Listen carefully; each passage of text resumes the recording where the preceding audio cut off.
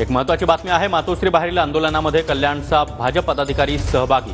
ठाकरे गटाच्या हर्षवर्धन पालांडे यांनी हा आरोप केला।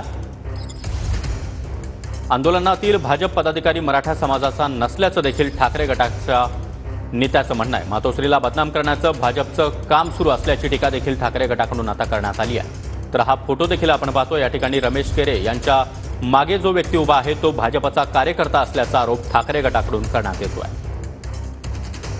जे आंदोलक गेलेले आहेत ते सगळे भाजपची पिल्लावळ आहे। माझा स्पष्ट आरोप आहे। म्हणजे भाजपचा हा कुटील डाव आहे। कुठेतरी मातोश्रीला अडचणीत आणायचं आणि जे मातोश्रीचं चांगलं वातावरण जे महाराष्ट्रामध्ये निर्माण झालेलं आहे महाविकास आघाडीला आणि उद्धव साहेबांच्या बद्दल ते गडूळ करण्याचं काम आणि मराठा आंदोलनामध्ये कुठेतरी मिठाचा खडा टाकण्याचं काम हा भाजप करत आहे। अन्यथा येणाऱ्या विधानसभेमध्ये मराठा समाज भाजपाला त्यांची जागा दाखवल्याशिवाय राहणार नाही असा विश्वास मला ठामपणे या ठिकाणी वाटतो।